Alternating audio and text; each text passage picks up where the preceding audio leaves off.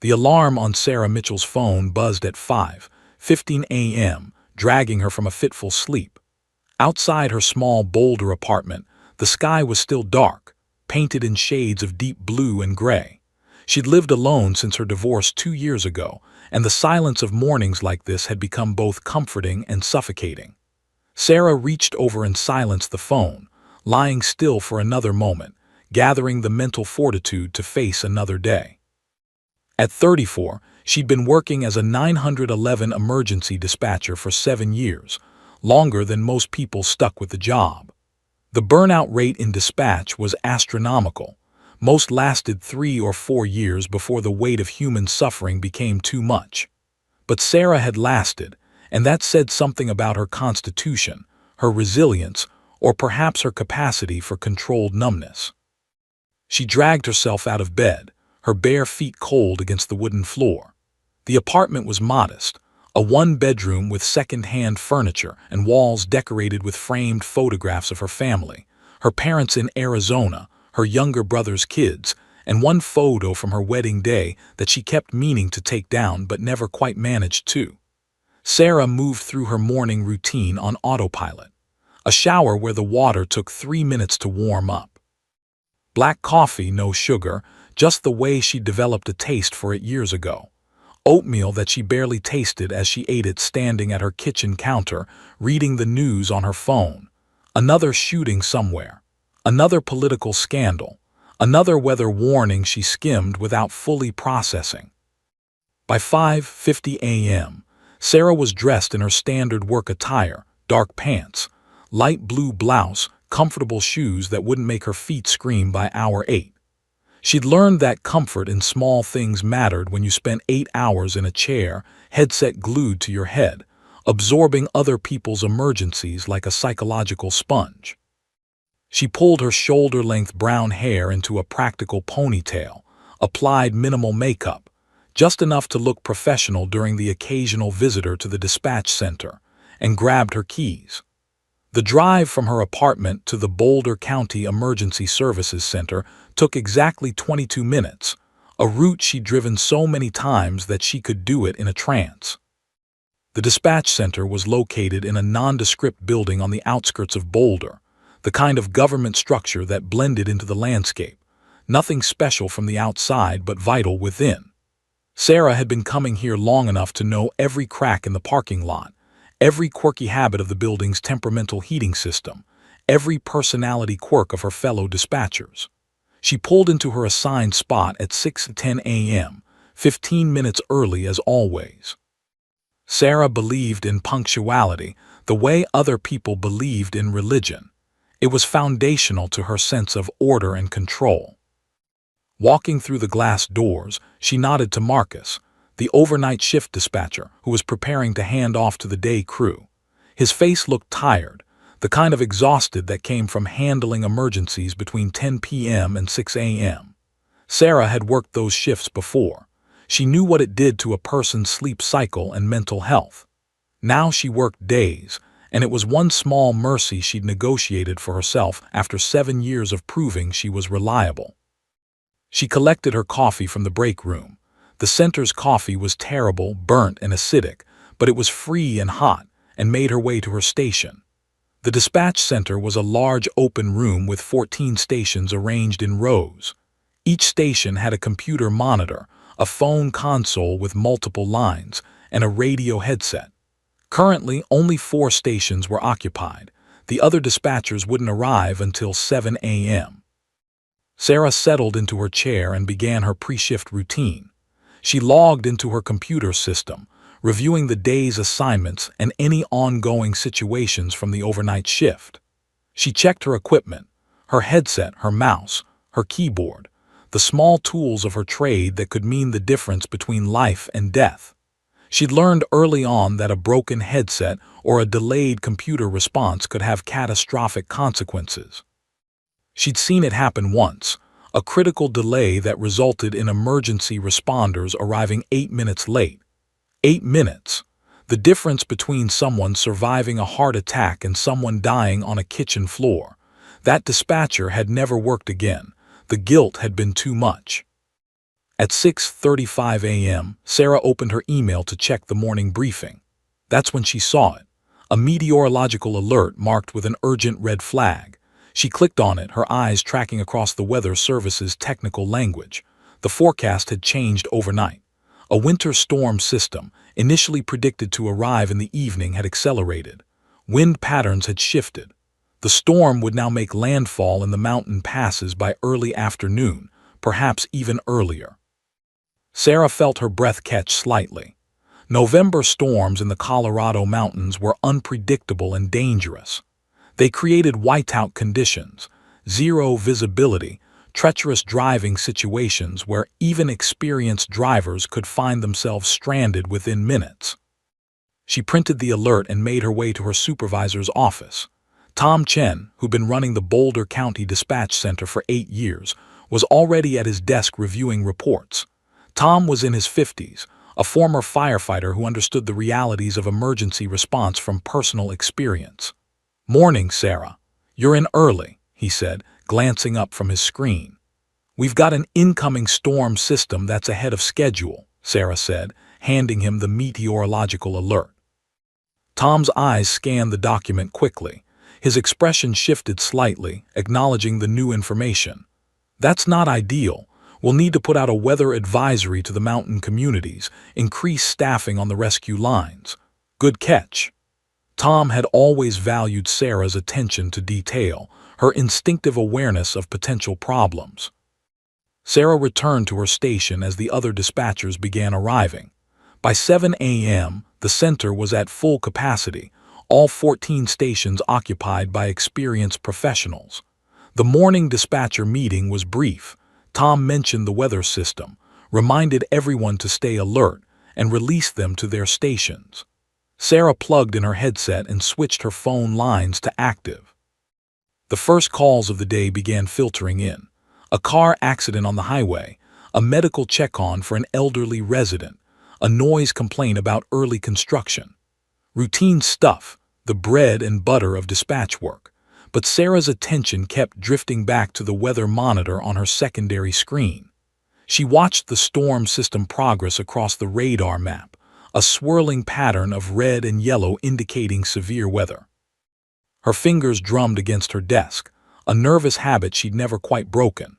The other dispatchers worked in their own zones, isolated in their headsets, focused on their calls. But Sarah was different. She didn't just respond to emergencies, she anticipated them. She studied patterns, understood geography, internalized the vulnerabilities of her service area. The mountain passes, particularly Highway 7 near Eagles Pass, were going to be particularly treacherous this afternoon. The road was narrow, winding, with limited cell service and even fewer pull-off areas. It was exactly the kind of place where someone could get stranded without help, where a mechanical failure could become a life-threatening situation within minutes. Sarah checked the clock. 6:47 a.m. The morning had just begun, but something in her gut was already twisting. Her instinct, the same instinct that had earned her the call sign Falcon years ago, was screaming that today was going to be different from other Thursdays. She just didn't know yet how profoundly different it would be. The afternoon shift at the Boulder County Dispatch Center had settled into its typical rhythm. It was 2:30 p.m., and Sarah had been at her station for 8 hours straight, working through the standard parade of emergencies and non-emergencies that formed the backbone of emergency services. A fender bender on Broadway Street. A welfare check on an elderly woman who hadn't answered her phone in 2 days. She was fine, just sleeping. A teenager who'd gotten their hand caught in a door. Nothing catastrophic, nothing that would require her full concentration and expert instincts. But Sarah's attention had been split all day. Every few minutes, her eyes drifted to the weather monitor on her secondary screen. The storm system had continued to accelerate, moving faster than the meteorologists had predicted. The satellite imagery showed a tightening spiral of clouds, deepening in color from yellow to orange to red. The wind speed indicators were climbing. Sarah's water bottle sat beside her keyboard, nearly empty. She'd refilled it 4 times that day, a nervous habit when she was anxious about something. She couldn't explain why this storm had gotten under her skin so thoroughly. Certainly, she'd worked through dangerous weather before. She'd coordinated rescues during blizzards, helped dispatch emergency personnel through flash floods, guided people to safety during ice storms. But something about today felt different. It was that sense, that sixth sense, that had earned her the call sign Falcon 5 years ago. She'd been working a shift when a small aircraft reported engine trouble. Based on nothing more than intuition and a careful study of wind patterns, Sarah had predicted that the plane would drift east of its reported trajectory. She'd suggested that search and rescue teams position themselves in a specific valley, one that wasn't even in the official search grid. When the plane crashed, it was found in exactly that location, and the quick positioning of rescue teams had meant the difference between the pilot surviving and not surviving. Her supervisor Tom had overheard her radio communication that night and had started calling her Falcon for her ability to see danger from a distance, to spot patterns that others missed. The name had stuck, becoming her informal call sign throughout the entire region. Other dispatchers sometimes asked her how she did it, how she knew things before they happened. Sarah never had a good answer. It was just something she felt, a tightness in her chest, a pattern recognition that operated below the level of conscious thought. At 2:47 p.m., the red light on her phone console began blinking, an incoming call on the emergency line. Sarah clicked the button and opened the channel, her voice immediately professional and calm. "Boulder County Emergency Services, this is Falcon. What is your emergency?" There was a beat of silence, and then a man's voice came through, breathless, panicked, barely controlled. The quality of the audio was poor, crackling with static. That immediately told Sarah something: cell service. The caller was calling from a cell phone, probably on a mountain where the signal was weak and unstable. "Help, God, please help us. We've broken down on the Highway 7, and my wife is having chest pain, severe chest pain.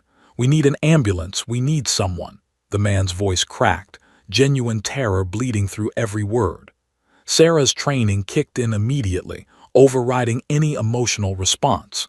She began typing notes into her computer system with her left hand while keeping her voice steady and reassuring. "Sir, I'm here to help you. I need you to take a deep breath and give me some information. First, can you tell me your name?" She could hear him breathing heavily, the panic in his respiration matching the elevated tone of his voice. James Patterson, and my wife is Margaret. Oh God, her pain is getting worse. She's grabbing her chest and she can't." He was losing control, the words tumbling out in a rush.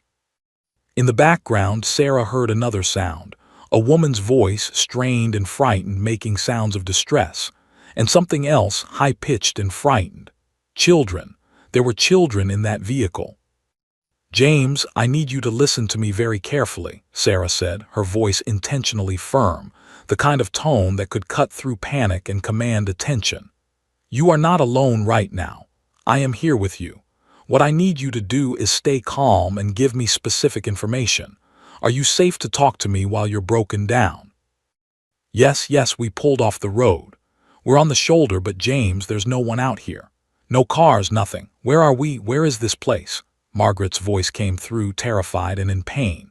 Sarah's mind was already racing, calculating distances and response times.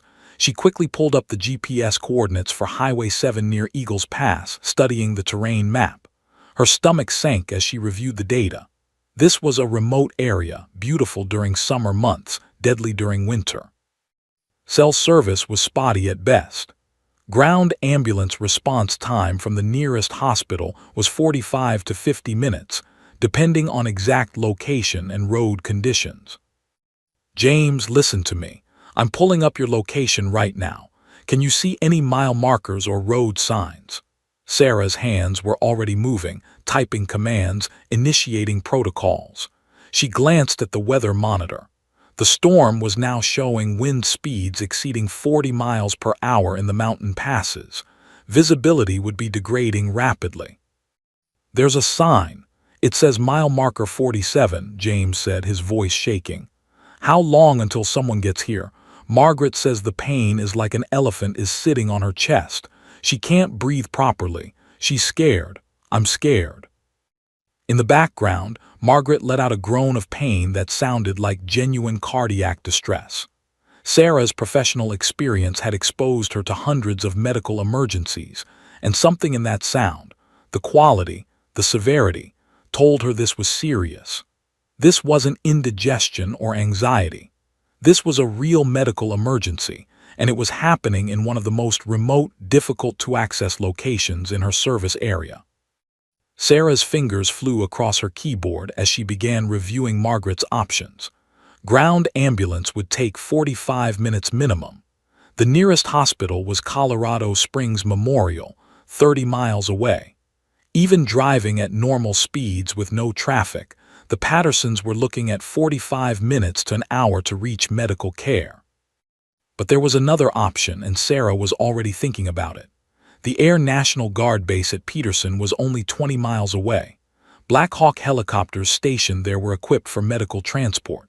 In good weather, helicopter response time to Eagles Pass would be approximately 12 to 15 minutes, but weather was the critical factor. The storm was closing in. Visibility windows were measured in minutes, not hours. "James, I need you to check on your wife. Is she conscious? Can she talk to me?" Sarah asked, her mind already working through the decision tree. Protocol would say to wait, to assess, to give ground ambulance time to respond. But Falcon's instinct was screaming at her. This woman needed immediate intervention, and the window for helicopter evacuation was closing by the minute. "She's conscious, but the pain is really bad. She's never complained like this before. What do I do? What do I do?" James's voice had risen to nearly a shout. "You stay calm because Margaret needs you to be calm," Sarah said. "I'm going to get you help. I'm getting you help right now. Don't hang up. Stay on the line with me." Sarah was already looking at her supervisor. Tom was watching from his desk, and when their eyes met, he nodded. He understood what she was about to do. Falcon was about to ask for something unusual, something that required going beyond standard protocol. And Tom trusted her completely. Sarah's fingers were already moving before she'd finished talking to James. Her training had prepared her for moments like this, those critical junctures where a dispatcher's decision could mean the difference between a patient reaching a hospital alive or not. She typed a preliminary incident report into the system, flagging it as critical, possible acute coronary syndrome, remote location, limited ground access. Within seconds, 3 other dispatchers had seen the alert and were standing ready, waiting for orders. This was how her team worked. When Falcon flagged something as critical, everyone moved. "Tom," Sarah called out, not bothering to raise her voice above normal volume because her supervisor was already moving toward her station, having seen the alert on the center's main monitoring screen. Tom Chen's face was calm but focused, the expression of a man who'd spent 25 years in emergency response and knew exactly what high-stakes situations looked like. "I've got a cardiac patient at Highway 7, mile marker 47, remote location, weather window closing rapidly," Sarah said, her voice steady and professional. "Ground ambulance is 45 minutes minimum. Patient is symptomatic for acute coronary event, pain radiating from chest, difficulty breathing. I'm requesting immediate helicopter evacuation from Peterson." Tom didn't hesitate. Most supervisors would have asked for more information, would have consulted protocol, would have second-guessed the request. Tom simply nodded. "Do it. I'll notify the regional coordinator." He understood that Sarah didn't ask for extraordinary measures lightly. In her 7 years of working dispatch, she'd requested helicopter evacuation perhaps 8 times, and every single one of those calls had proven justified by outcome. Her instincts had been flawless. Sarah was already dialing the number for the Regional Emergency Coordination Center, the organization that oversaw emergency services across multiple counties. The phone rang twice before she heard the crisp voice of Director Patricia Walsh. "Regional Emergency Coordination. This is Patricia." "Patricia, this is Falcon at Boulder County. I need immediate Black Hawk dispatch from Peterson for an emergency medical evacuation. Patient is female, approximately 50 years old, presenting with acute cardiac symptoms, possibly acute myocardial infarction. Location is Highway 7, mile marker 47. Ground access is limited and worsening weather conditions. Request immediate helicopter response. Sarah had learned to communicate with military and regional coordinators in their language. Direct, efficient, no wasted words. Understood, Falcon. Let me confirm details and coordinate with Peterson. There was a brief silence as Patricia pulled up the information on her end. Sarah could hear keyboard clicks, the muted background noise of a busy coordination center. I'm seeing your incident report. Critical patient, remote location, deteriorating weather. I'm marking this as priority urgent, connecting you directly to Black Hawk operations. Stand by. The line transferred and a new voice came through, this one with the precise diction of military personnel. Black Hawk 3-1 Operations, Captain Derek Chen speaking. Regional coordination has flagged your emergency. What's your situation? Sarah took a breath and ran through the critical details again. Captain, I have a critical cardiac patient stranded on Highway 7 near Eagles Pass. Mile marker 47.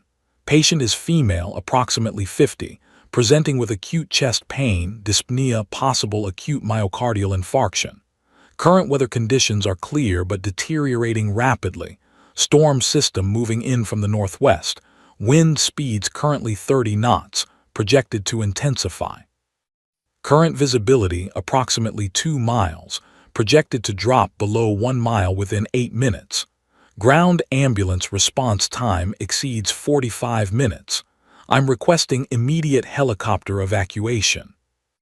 Understood, Falcon. We're mobilizing Black Hawk 3-1 immediately. ETA to your location is approximately 12 to 14 minutes, depending on exact coordinates. Can you confirm current status of the patient while we dispatch? Sarah immediately switched her headset back to the Patterson family line. James, I still need you with me. How is Margaret doing? Has her pain changed at all? James's voice came back strained. It's worse. She's having trouble breathing now. She says her arm is numb. What does that mean? What does that mean? The panic was rising in his voice again, threatening to spiral.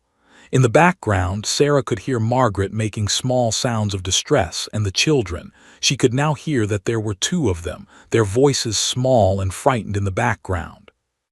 That's her body's response to the cardiac stress, Sarah said, her voice deliberately calm and authoritative. I want you to listen very carefully. Help is coming. I'm sending a helicopter directly to your location. They're trained to handle exactly this situation. I need you to do something for me, James. I need you to get Margaret as comfortable as possible. Can you recline her seat? Yes, I can do that. Okay, I'm moving her to lie back. Margaret, honey, just lie back and try to breathe slowly. Help is coming. Sarah switched back to Captain Chen. Patient's symptoms are escalating. Chest pain intensifying, dyspnea worsening, report of radiating arm numbness.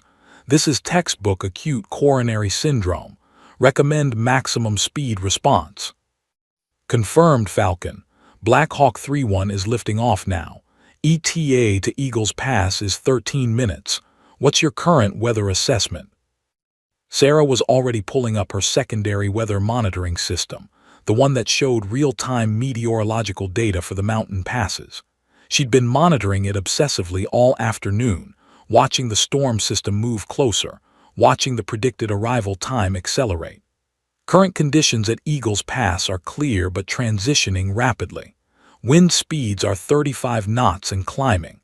Visibility is approximately 2 miles. Cloud ceiling is dropping.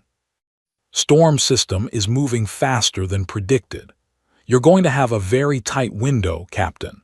My estimate is that you have approximately 8 to 10 minutes maximum before conditions become unsafe for helicopter landing. There was a brief pause on the line. Derek Chen was calculating the same thing Sarah was. They were asking for the impossible. The helicopter needed 14 minutes to reach Eagles Pass. They had maybe 10 minutes before conditions became too dangerous. Understood, Falcon. We're going to push this aircraft. I need you to guide us in with precise real-time weather data. Can you do that?" "Absolutely," Sarah said. "I'm monitoring 3 separate weather systems. I'll give you real-time updates every 90 seconds. Tom was now standing beside Sarah's station, monitoring her screen along with her. He'd seen her do this before, this delicate balance of pushing emergency response to its absolute limits while maintaining safety protocols. He also knew that Sarah was the only person he would trust to make this call accurately.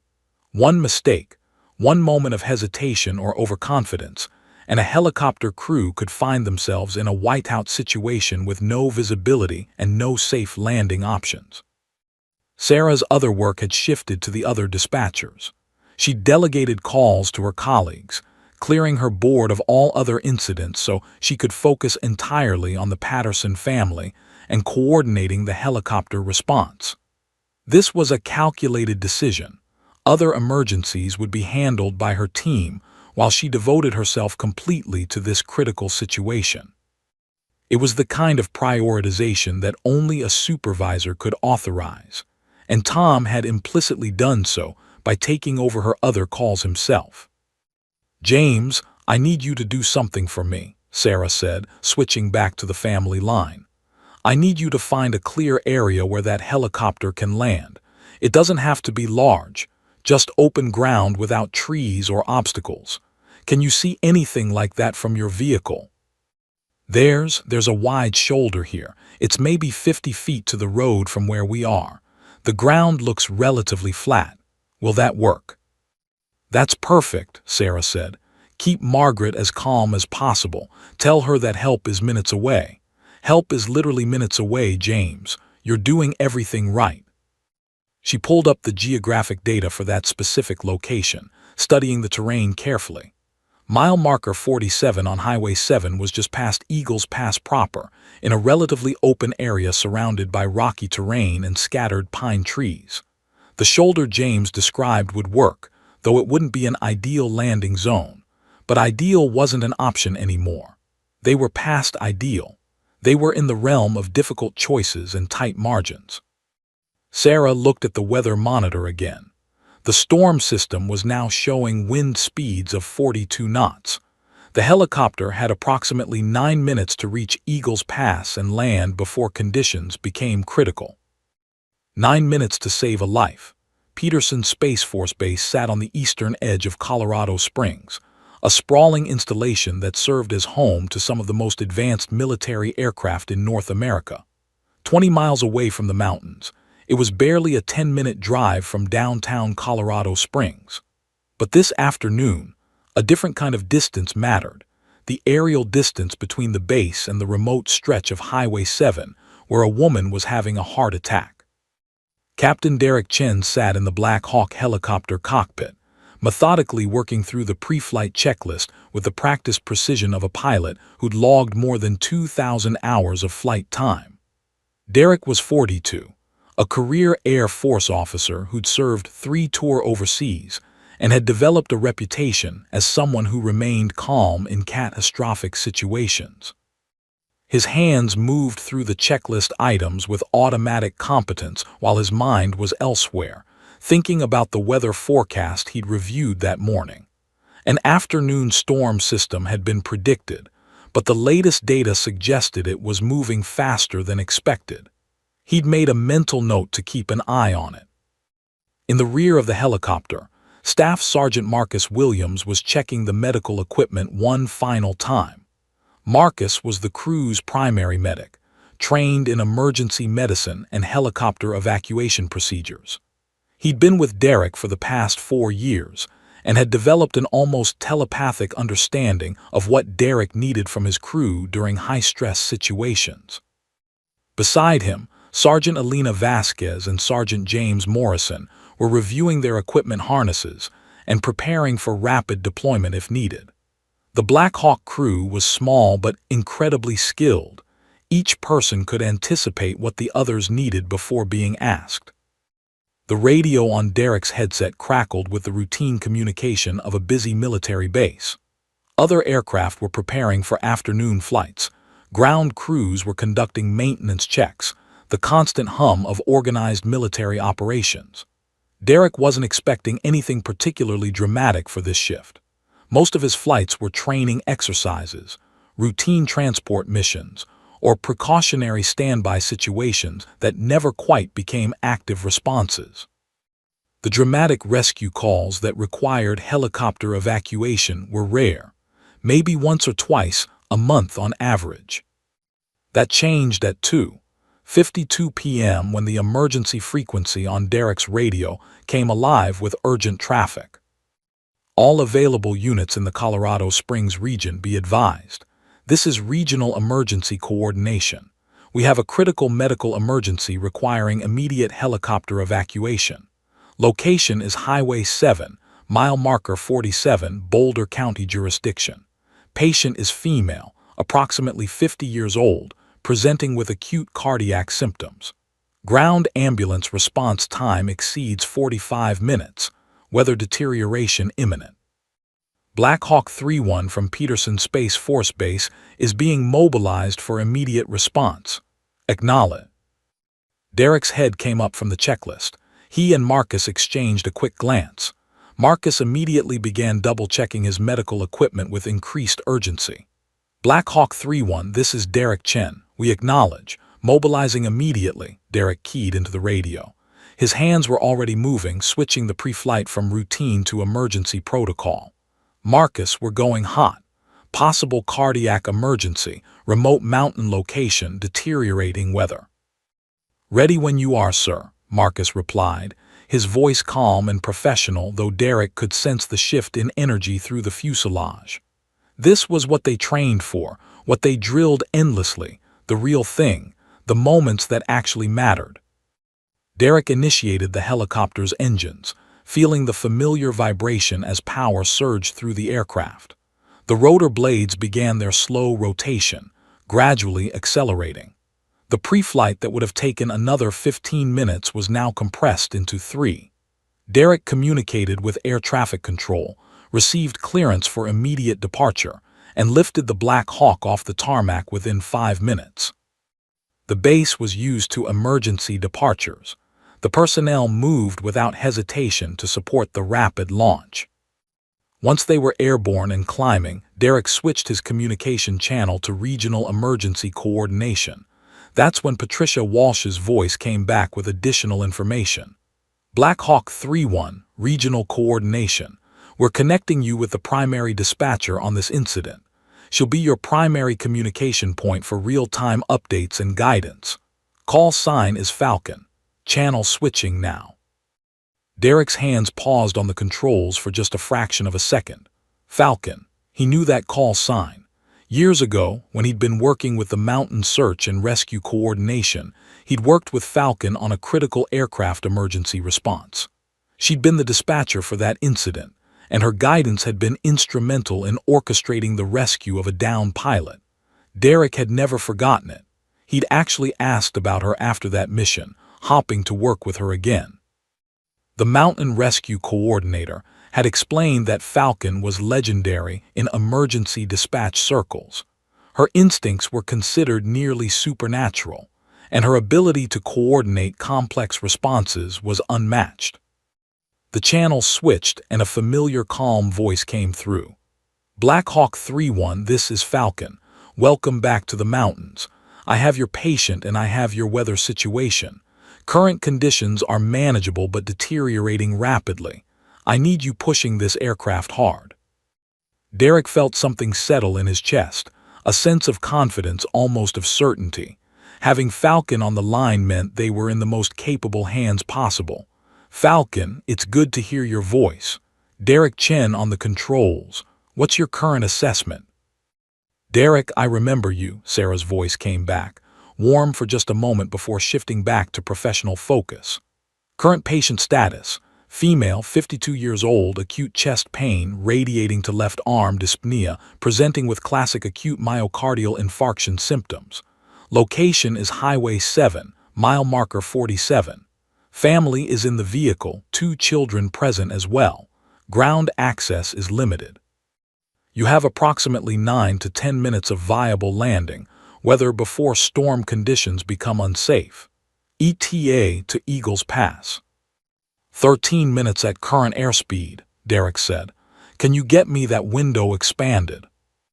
Negative, Derek. Weather system is accelerating. I'm tracking it in real time. You're going to need to push your airspeed or find a way to reduce your response time. Landing conditions will be marginal at best when you arrive. Derek already knew what that meant. He pressed the helicopter forward, increasing the rotor blade pitch and pushing the aircraft to maximum cruise speed. The airframe shuddered slightly with the exertion. Black Hawks weren't designed for aggressive speed pushing, but they could manage it for short periods. Falcon, I'm increasing to maximum safe airspeed. That should cut about 2 minutes off my ETA. What about landing zone, terrain conditions, hazards? Landing zone is Highway 7 shoulder near mile marker 47. Wide shoulder, relatively flat but uneven terrain with some rocks. No trees immediately adjacent but narrow corridor with pine trees flanking both sides. Wind will be a factor, currently 35 knots, gusting toward 40. You'll need precision flying. Marcus was preparing the medical equipment in the rear, arranging everything he'd need for a rapid cardiac stabilization and transport. He knew from experience that whoever Falcon was, and her reputation preceded her, if Falcon was managing this call, the patient was genuinely critical. Falcon didn't generate false alarms. Alina and James were checking their rappelling equipment, though hopefully they wouldn't need it. Hopefully the helicopter could land safely and conduct a ground extraction. Rappelling in these conditions would be exponentially more dangerous. Falcon, I want you to understand something, Derek said, his voice steady. My crew and I trust your judgment completely. If you tell me to push, we push. If you tell me to abort, we abort. But I need accurate, real-time information to make good decisions. Understood, Derek, you'll have it. I've got your back from here on the ground. Patient is conscious and stabilizing slightly with reassurance. Family is frightened but holding together. When you arrive, I'll direct you precisely to the landing zone. You focus on flying. I'll focus on everything else. That's exactly what I needed to hear, Derek said. The Black Hawk cut through the afternoon sky toward the mountains, the afternoon sunlight casting long shadows across the landscape below. Derek could see the leading edge of the storm system in the distance, a dark mass of clouds that seemed to be actively approaching, growing larger and more imposing with each passing minute. The weather situation was worse than he'd anticipated, and Derek had flown through some seriously bad conditions. This storm was moving like something alive, something determined. Derek, be advised, Falcon's voice came through, calm but with an edge of urgency. Wind speeds are now 42 knots at Eagles Pass. Visibility is dropping. You have approximately 7 minutes of safe landing window remaining. Current ETA. Derek checked his instruments. The mountains were growing larger, closer. 8 minutes. That's cutting it extremely close, Falcon said. But I believe you can do this. I believe in you, Derek. Now come get my patient. The dispatch center had transformed into something that resembled a war room. Sarah sat at the center of a web of information, her eyes tracking 3 separate computer monitors simultaneously. The primary screen showed the geographic terrain of Highway 7 near Eagles Pass. The secondary screen displayed real-time weather data from the Meteorological Service. The third screen showed communications logs and medical status updates. Behind her, Tom Chen had positioned himself where he could monitor everything Sarah was doing, ready to step in if needed, but understanding that Falcon needed to work without interference. On Sarah's left, her colleague David Rodriguez had taken over her other emergency calls. On her right, Patricia from Regional Emergency Coordination was monitoring the helicopter's progress and standing ready to coordinate with the hospital. The weight of what they were attempting was palpable.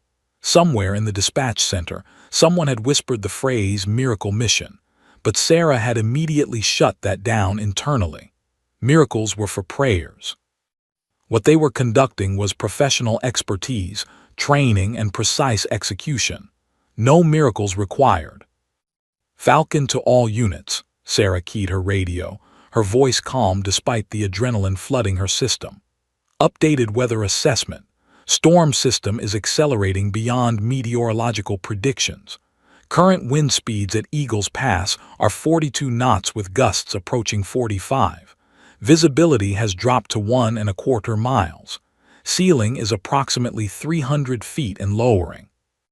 Recommend all air operations maintain maximum situational awareness and prepare for rapid weather deterioration. The acknowledgments came back from various units. Derek's voice came through from the Black Hawk. Falcon, confirming current weather data. ETA to Eagles Pass is now 8 minutes. I'm pushing this aircraft to the absolute limit. The airframe is straining, but we can sustain this for the time required. Understood, Derek. Current landing window is approximately 6 to 7 minutes before conditions become unsafe. You're going to be cutting it very close. I need you to start descending approach now. I'm going to guide you visually once you have the area in sight. Sarah switched channels to the Patterson family. The strain in James Patterson's voice was immediately apparent. Falcon, where is that helicopter? Margaret's pain is getting worse again. She says she feels like she's going to pass out. What do I do? What do I do if she loses consciousness? Sarah's voice remained steady, even though her heart was racing. She could hear Margaret groaning in the background, a sound that cut directly through Sarah's professional distance. This was the part of dispatch work that nobody talked about, the moment when you had to care deeply while remaining emotionally detached enough to function. James, listen to me very carefully. If Margaret loses consciousness, I need you to check if she's still breathing. If she's breathing, keep her on her back with her feet elevated. If she stops breathing, I'm going to guide you through CPR. Can you do that? I don't know CPR, James's voice cracked with panic. I don't know how to do CPR. Then we're going to learn together right now, Sarah said, her voice taking on the quality of absolute authority that she could summon when needed. I'm going to teach you, and the helicopter will be there in minutes. Margaret, can you hear me? Sarah was addressing the patient directly now, something she did when patients were on the edge of consciousness. Margaret's voice came through weakly. I'm here. Margaret, my name is Sarah, and I'm the dispatcher coordinating your rescue. There is a Black Hawk helicopter coming to get you right now. You're going to be okay. I need you to stay focused on my voice. Can you do that for me? Yes, Margaret said, her voice barely more than a whisper. Sarah switched back to Derek. Derek, patient is conscious but deteriorating. Pain is escalating. Possible imminent loss of consciousness. I need you in that landing zone in the next 5 minutes. Falcon, understood. I'm starting my descent approach now. Visual contact with the mountains in approximately 4 minutes. Current winds are pushing the aircraft about 15 degrees north of our planned track, compensating now. Sarah was already adjusting her guidance. Derek, I'm seeing that wind deviation in the meteorological data. There's a jet stream effect coming off the ridge. Adjust your approach vector approximately 18 degrees southwest, and you should compensate for the wind drift.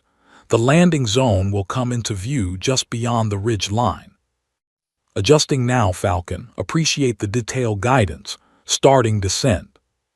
Tom Chen leaned over and placed a hand on Sarah's shoulder, a gesture of confidence and support. Sarah felt it but didn't acknowledge it. She couldn't afford to break concentration now. Every piece of information she provided, every vector adjustment she recommended, every detail she communicated could be the difference between Derek landing safely and the helicopter drifting into terrain or trees. Sarah's eyes were fixed on the weather monitor. The storm system was visible now on the satellite imagery, a tight spiral of clouds with wind speeds exceeding 50 knots at the leading edge. It was like watching a predator approach its prey in slow motion, beautiful and terrifying in equal measure. The question wasn't whether the storm would reach Eagles Pass. The question was how many minutes they had before it arrived. All units, this is Falcon. Updated weather warning. Storm system approaching Eagles Pass from the northwest. Wind speeds at the system's leading edge are currently 53 knots. System will reach Eagles Pass in approximately 5 to 6 minutes. All ground personnel prepare for severe weather conditions. Helicopter operations will become unsafe immediately upon system arrival. Falcon, this is Black Hawk 3-1, Derek's voice came through, steady despite the obvious strain of pushing the aircraft to its limits. I have visual contact with the mountains. I can see the ridge line you're describing. Looking for Highway 7 now. Sarah leaned toward her monitor. Derek, highway corridor should be visible just beneath you, running northeast to southwest. You're looking for a wide vehicle shoulder approximately 30 meters off the road. Patient is in a vehicle on that shoulder. I see the highway, Derek called back. Traffic is minimal due to the weather warning. I'm scanning the shoulders now. I see it. I see a vehicle on the northern shoulder. Is that your patient? Sarah immediately switched to the Patterson line. James, do you see a Black Hawk helicopter above you? Yes, I see it. Oh my God, I see it. James's voice rose with hope. It's so big, it's beautiful. It's the most beautiful thing I've ever seen. Derek, confirming visual contact. That's your patient below, Sarah said. Proceed with landing approach. Landing zone appears clear of immediate obstacles. Watch for wind shear coming off the ridge to your southeast. Winds are gusting 48 knots but should stabilize as you descend into the shelter of the valley. Understood, Falcon. Initiating landing approach. Descending to landing altitude now.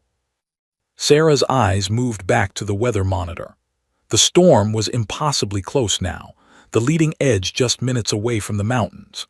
The dark mass of clouds seemed to be advancing like a wave.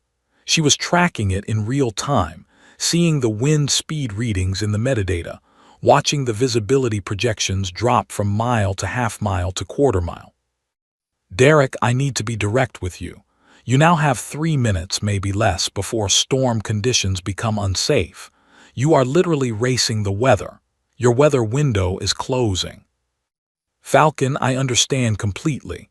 I'm committed to this landing. Hold on, I'm in the final approach now. Visibility is becoming marginal. I'm focusing on the vehicle below.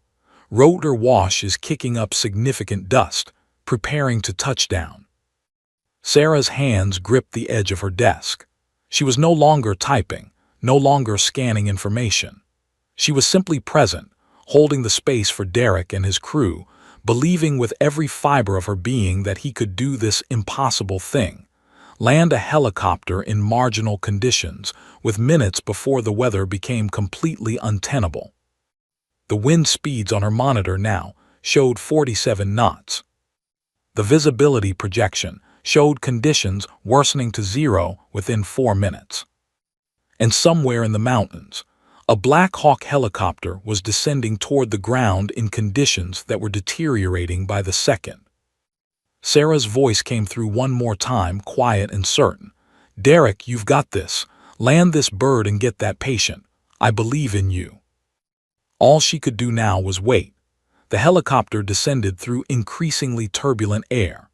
Derek felt every gust of wind in the controls, pushing and pulling at the Black Hawk's frame like an invisible giant trying to knock the aircraft sideways. His hands moved with the precision of a surgeon, micro-adjustments to compensate for wind shear, crosswinds, and the unpredictable air currents that swirled around the mountain ridge. The rotor blades thrummed above him, the sound a constant vibration that Derek's body had learned to ignore decades ago. His eyes were locked on the vehicle below, a silver sedan positioned on the highway shoulder, and he could see movement inside it. People, a family, a woman who was having a heart attack. I've got the vehicle in sight, Derek transmitted to Sarah. Commencing landing approach now. Visibility is approximately 1 mile and deteriorating. Wind is still gusting above 45 knots, but I'm managing it, coming down to 100 feet above ground level. In the back of the Black Hawk, Marcus Williams had already unstrapped himself from his crew position and moved to the open cargo door. The wind howling through that door was almost a physical force, threatening to tear him out of the aircraft if he wasn't secured by his harness. Elena and James had positioned themselves to assist with the patient extraction once Marcus established contact with the family. They'd done this dozens of times. The choreography of emergency extraction was something they could execute with their eyes closed. But doing it in marginal weather conditions, against a closing time window, added exponentially to the complexity and danger. The ground was approaching rapidly.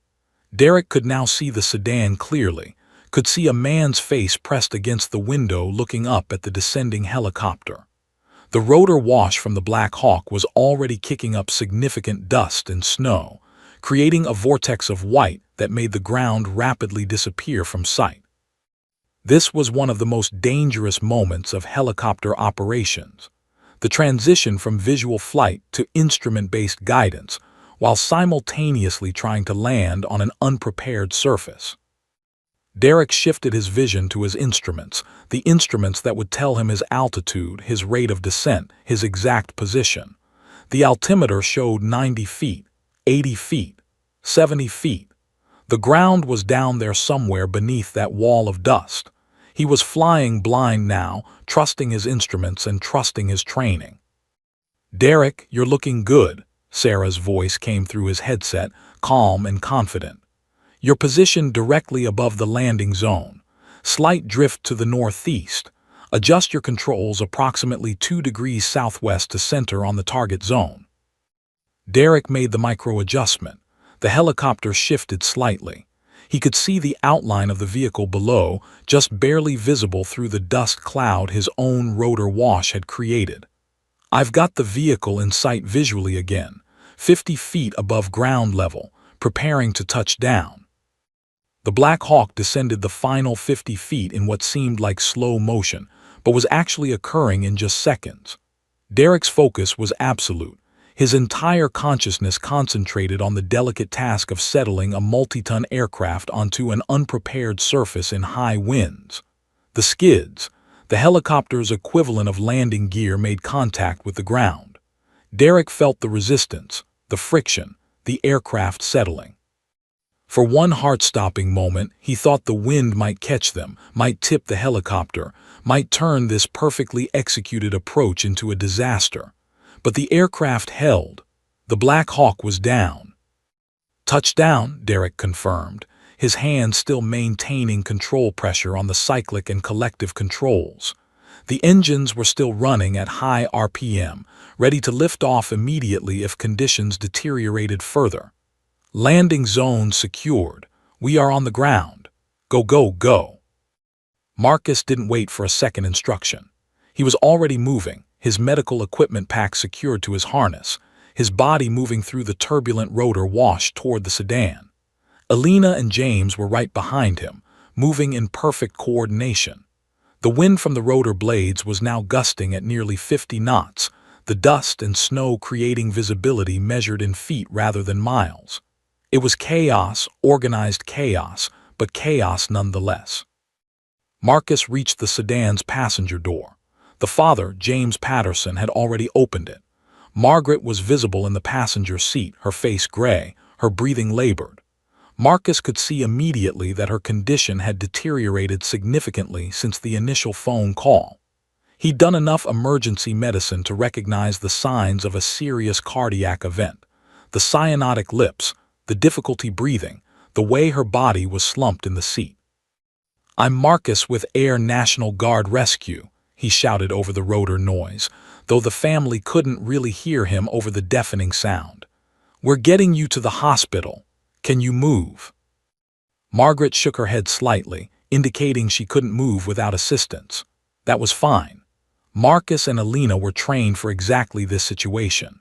They moved Margaret from the vehicle with practiced efficiency, securing her to a stretcher with practiced movements that took less than 30 seconds. The two children, a boy who looked about 8 and a girl who looked about 5, were wide-eyed with shock and fear, but James was keeping them together, moving them toward the helicopter. "James, get the kids aboard now," Marcus commanded, his voice carrying the kind of authority that people instinctively obeyed in crisis situations. "Keep them strapped in. Don't touch anything." James herded the children toward the helicopter's open cargo door. The rotor wash was intensifying, the wind now becoming almost too powerful to fight against. Elena grabbed the eldest child and helped boost him up into the aircraft's cargo area. James followed with the younger child, both of them moving with desperate urgency. "Falcon, we're loading now," Derek transmitted. "Patient is secured on stretcher. Family is loading. ETA for full evacuation is 90 seconds. "Derek, be advised," Sarah's voice came back, and Derek could hear the tension in her voice now, the professional calm beginning to crack slightly. "Weather window is closing. Wind speeds are now 51 knots. Visibility is down to approximately 0.8 of a mile. Recommend rapid liftoff once loading is complete. You have approximately 3 minutes before conditions become unsafe." Marcus and James had now loaded the children into the helicopter. Margaret was being lifted by Marcus and James Morrison, their hands supporting her body as they moved toward the cargo door. Margaret's eyes were half closed, her breathing shallow. The cardiologist in Colorado Springs Memorial Hospital would later say that Margaret was approximately 20 minutes away from complete cardiovascular collapse. The helicopter rescue had bought her exactly 20 minutes of life, 20 minutes that allowed trained cardiac surgeons to intervene, to perform emergency catheterization, to place stents, to save her life. But none of that mattered right now. Right now, they just needed to get her into the helicopter and get airborne. Marcus and James lifted Margaret into the cargo bay. Elena was already positioned to receive her, securing her to the stretcher with rapid practiced movements. The stretcher was locked into place. James Patterson threw himself into the remaining cargo seat, his body shaking with adrenaline and relief. The children, terrified and cold and shocked, huddled together, watching their mother lying on the stretcher with medical personnel hovering over her. "We're loaded," Marcus transmitted to Derek. "All personnel aboard, clear to lift off." "Lifting off now." Derek didn't wait for further confirmation.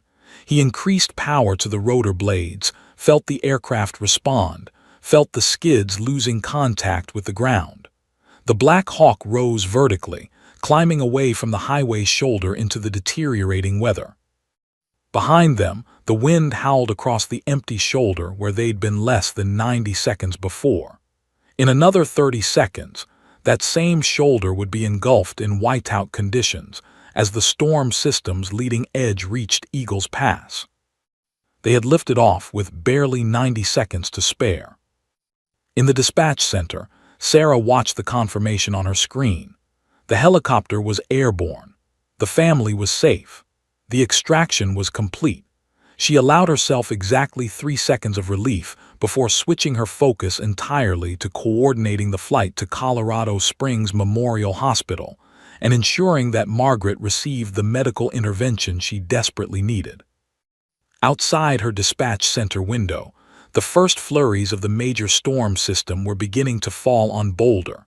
The mountains beyond, where Derek and his crew were flying, were already being consumed by the advancing weather. They had done the impossible, and now they were racing back toward safety with a dying woman aboard. The Black Hawk climbed through the turbulent air, the aircraft shaking with the force of the wind it was fighting. Derek kept his focus absolute, his hands steady on the controls as he navigated the helicopter into increasingly dangerous weather conditions. The visibility outside the cockpit had deteriorated to perhaps 200 meters, barely enough to see the rotor blades spinning above him. He was flying partially on instruments now, partially on experience, partially on the skill that had been honed across 2,000 hours of flight time and 3 military tours. Behind him, in the cargo bay, Marcus Williams was engaged in a completely different kind of emergency. Margaret Patterson lay on the stretcher, her body responding with increasing irregularity to the cardiac stress that was overwhelming her system. Marcus had immediate access to her vital signs through a portable cardiac monitor he'd connected to her chest, and what he was seeing on that monitor was deeply concerning. Her heart rhythm was becoming increasingly chaotic, the electrical signals in her heart erratic and unpredictable. She was in the process of going into ventricular fibrillation, the most dangerous cardiac rhythm, where the heart's chambers were quivering ineffectively rather than pumping blood. Patient vitals are deteriorating rapidly, Marcus transmitted to Derek, his voice calm but clipped, the language of someone trained to communicate critical medical information under extreme stress. Heart rate is 148 and irregular. Blood pressure is dropping, 92/58. I'm seeing premature ventricular contractions. She's moving toward arrhythmia. I'm administering oxygen now and initiating IV access.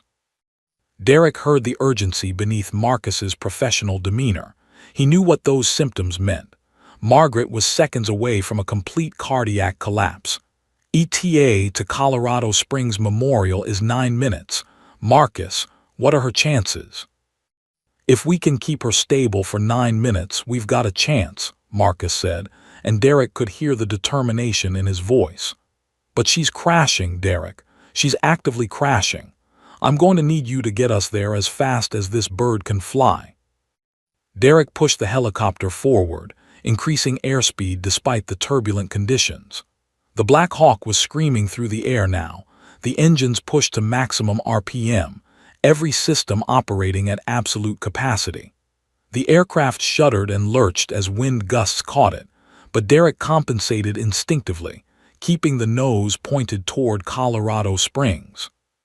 In the cargo bay, Elena Vasquez was positioning herself to assist Marcus. She had medical training as well, and she understood that Margaret's situation was critical. She helped Marcus attach additional monitoring equipment, a blood pressure cuff on Margaret's arm, pulse oximetry sensors on her finger to measure oxygen saturation. The portable defibrillator was positioned nearby, ready to deploy if Margaret's heart completely failed. Margaret's eyes fluttered open for a moment. Her hand reached out weakly, and James Patterson was there instantly, taking her hand, pressing it against his chest. "Stay with us, Margaret. Stay with us, baby. The doctors are waiting for you. We're almost there. You can do this." Margaret's lips moved, but no sound came out. Her breathing was shallow, desperate, like she was drowning in air. The look in her eyes was pure fear mixed with physical suffering. The pain in her chest had become unrelenting, a crushing force that seemed to be squeezing the life out of her with each labored breath. "Marcus, her oxygen saturation is dropping," Elena said, reading the pulse oximeter, 88% and falling. Marcus immediately adjusted the oxygen delivery, increasing the flow rate, positioning the mask more securely on Margaret's face. "Come on, Margaret. Come on, you're doing great. Just keep breathing. Just keep breathing and we're going to get you to the doctors." The two children in the jump seats were frozen in shock, watching their mother struggle. The youngest, 5-year-old Emma, had her hand over her mouth, her eyes wide with incomprehension. The older child, 8-year-old Thomas, was staring at his mother with the kind of intense focus that children develop when they sense something catastrophic is happening, and they're trying to prevent it through sheer willpower. "Derek, I need hospital coordination now," Marcus transmitted. "Patient is actively unstable. Heart rate is 164. She's in bigeminal rhythm. I'm seeing runs of ventricular tachycardia. She could arrest any second." Derek immediately switched to the hospital coordination frequency. "Colorado Springs Memorial. This is Black Hawk 3-1 inbound with critical cardiac patient. Approximately 7 minutes to landing. Patient is female, 52 years old, acute myocardial infarction, currently deteriorating. Heart rate 164, blood pressure 90/55, oxygen saturation dropping. Recommend emergency cardiac team standing by for immediate intervention." The trauma coordinator at Colorado Springs Memorial responded with impressive speed. "Black Hawk 3-1, we acknowledge critical inbound. Deploying trauma team to landing pad now. OR2 is standing by for emergency catheterization. Cardiologist is en route. Will be ready to receive." Back in the dispatch center, Sarah heard the deteriorating medical updates coming through the radio. She felt her stomach clench. All the work, all the coordination, all the impossible effort to get Margaret off that mountain, and now she was crashing anyway. This was the brutal reality of emergency dispatch that nobody talked about. Sometimes you did everything right, you made all the right calls, you coordinated perfectly, and the patient still deteriorated. Sarah immediately began coordinating additional support for the helicopter's arrival. She alerted traffic control to clear airspace, ensured that the trauma team would be positioned correctly, and verified that the cardiac surgical team was standing by. "Derek, patient is showing pre-arrest symptoms," Marcus transmitted, and Sarah could hear the shift in his tone. This was no longer a critical situation. This was an emergency within the emergency. Her rhythm is becoming increasingly chaotic. If she arrests in flight, resuscitation will be extremely difficult in this environment. I'm preparing defibrillator pads, standing by to perform CPR if necessary. Derek felt the weight of that statement. If Margaret arrested, if her heart completely stopped, their chances of saving her dropped dramatically. CPR in a moving helicopter was possible but extremely difficult. The turbulence, the space constraints, the difficulty of coordinating compressions while the aircraft was being tossed around by wind, all of these factors combined to make in-flight CPR a last-ditch measure with poor outcomes. 5 minutes to Colorado Springs, Derek transmitted to Marcus. Hold her together for 5 more minutes. Doing my best, Marcus said. Oxygen saturation is now 84%. Heart rate is 172. She's in sustained ventricular tachycardia now. Margaret, come on, stay with us. Stay with us. The children watched their mother. Emma started crying silently, tears streaming down her face. Thomas reached for his mother's hand, but Alina gently redirected him back to his jump seat. There was nothing the children could do except bear witness to their mother's crisis. In the cockpit, Derek was fighting both the weather and the clock. The storm was getting worse with each passing minute, but Colorado Springs was getting closer. He could see the city's lights beginning to glow on the horizon through the clouds. Just a few more minutes. Just hold on for a few more minutes. 4 minutes to hospital, Derek called out. Marcus, what's her status? For a long moment there was silence on the radio. Then Marcus's voice came back, and there was a tremor in it now. She just arrested. Her heart completely stopped. We're beginning CPR now. Come on, Margaret, come on. Sarah's eyes closed for just a moment in the dispatch center. All that work, all that coordination, all that effort to reach her in time, and Margaret Patterson's heart was no longer beating. Everything now depended on whether Derek could get her to the hospital alive, and whether the surgeons there could restart her heart before her brain suffered irreversible damage. The race had entered its most critical phase. The landing pad at Colorado Springs Memorial Hospital was illuminated by emergency lighting as the Black Hawk touched down. Derek had managed to keep the helicopter stable despite the worsening weather, and he'd flown the final approach with the kind of precision that only comes from years of experience and absolute focus. The moment the skids made contact with the landing pad, a trauma team erupted from the hospital entrance. Cardiologists, surgeons, nurses, technicians, all moving with the coordinated urgency of people who understood that seconds mattered. Marcus had continued performing CPR during the final minutes of flight, his hands maintaining steady compressions on Margaret's chest, Alina assisting, the rhythm the most important thing in the world. Margaret's heart had not restarted. She remained in cardiac arrest as the hospital team extracted her from the helicopter and placed her on a gurney.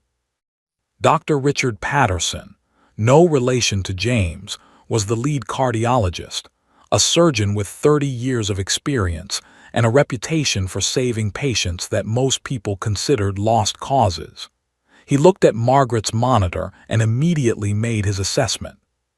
"Full arrest for how long?" he demanded, moving with the gurney toward the emergency operating room. "Approximately 8 minutes," Marcus reported, still providing hand compressions as they rushed down the hospital corridor. We achieved initial response with CPR, but rhythm was refractory. No response to first round of epinephrine. Dr. Patterson's expression hardened. 8 minutes was a long time.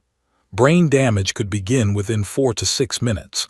But this patient had been in a remote location, being extracted by helicopter, undergoing active resuscitation the entire time. She'd received excellent care. If anyone could bring her back, it would be the team at Colorado Springs Memorial. In the dispatch center, Sarah sat motionless at her station. She'd been following the hospital communications, listening as Margaret arrived, listening as the trauma team took over, listening to the radio traffic that indicated Margaret was being rushed to the OR. Tom had his hand on her shoulder again, a silent gesture of understanding. David had stopped working his own calls and was watching Sarah's station monitor, seeing the same information she was seeing.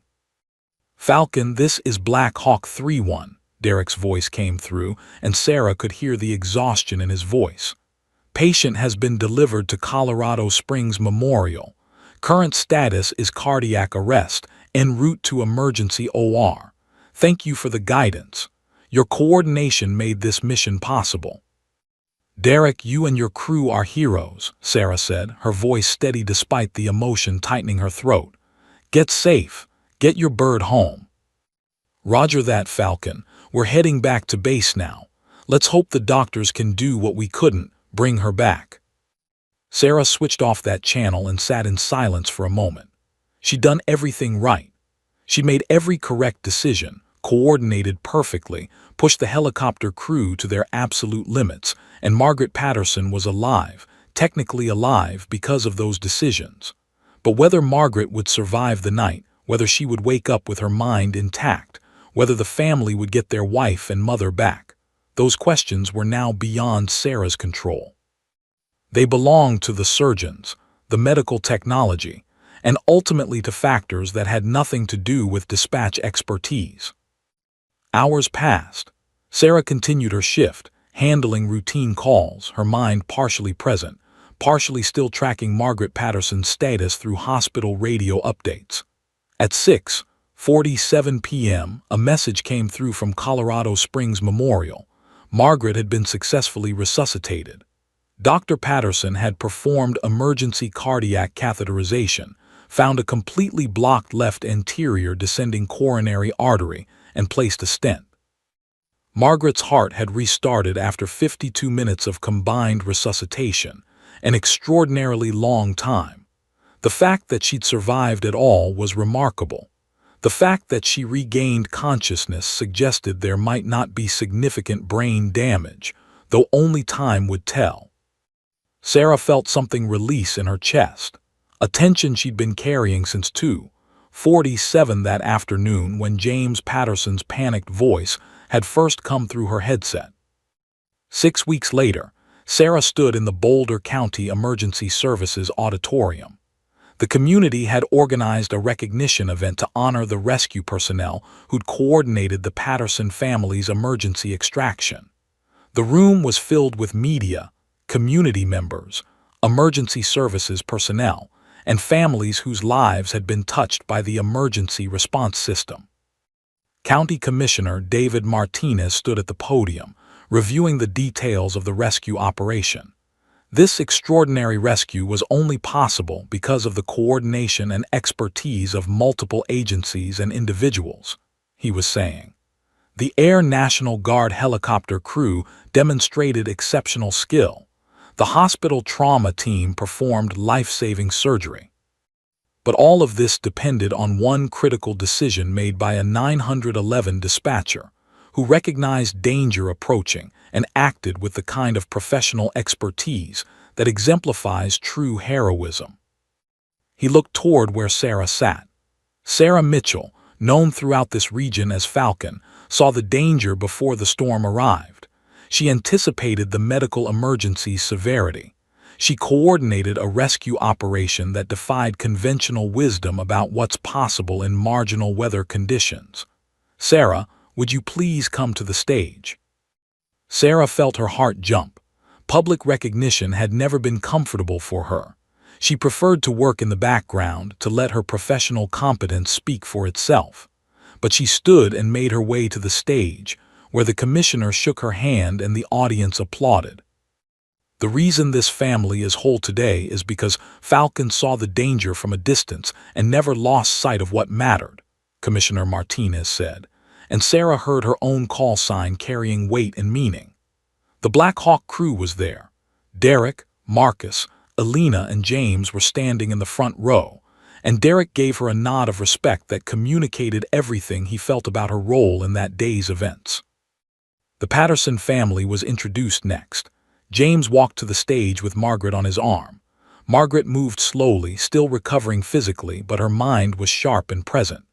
The months since the rescue had been difficult: cardiac rehabilitation, psychological recovery, the challenge of reintegrating after a near-death experience. But she was alive. She was coherent. She was herself. The children followed, Emma and Thomas, both of them clutching flowers they'd drawn pictures on. Margaret approached Sarah, and for a moment they simply looked at each other, the woman who'd answered the emergency call, and the woman whose life had been hanging in the balance. Margaret's eyes filled with tears. "I don't know if I ever had a chance to thank you properly," Margaret said, her voice thick with emotion. "But you saved my life.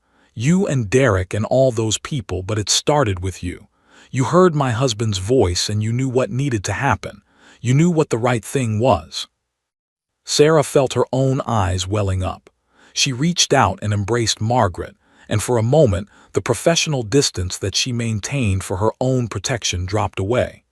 She was simply a human being who'd done the job she was trained to do, and it had mattered. It had mattered profoundly.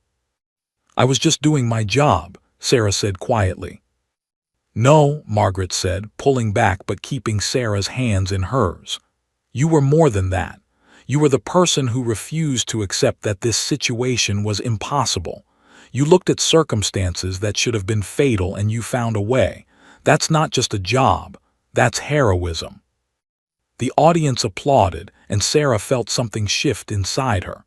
The call sign, Falcon, earned years ago for her ability to spot danger from a distance, suddenly meant something more. It wasn't just a radio identifier. It was a recognition of what she was capable of when it mattered most. Later, after the ceremony ended and the crowd had dispersed, Sarah stood with Derek, Marcus, Alina, and James. The helicopter crew was heading back to Peterson, but they wanted to thank Sarah in person. "You changed the equation that day," Derek said simply. "You gave us the margin we needed. You made an impossible mission possible." "We saved a life," Sarah said, looking at each of them. "All of us together, that's what matters." But as she drove home that evening, Sarah realized something deeper. The call sign, Falcon, had always meant seeing danger from a distance, but it also meant something she hadn't fully appreciated until that day.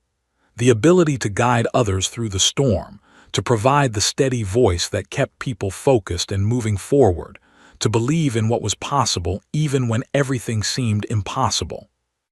6 weeks ago, Margaret Patterson had been trapped in a vehicle on a mountain pass with a failing heart and a closing weather window. Sarah had seen that danger, had trusted her instincts, had coordinated a rescue that existed on the absolute edge of possibility. And because she'd done her job perfectly, a woman was alive. A family was intact. A story of hope had been written. The call sign, Falcon, would always be more than just a radio identifier now. It was proof that one person's dedication, expertise, and unwillingness to accept defeat could change everything.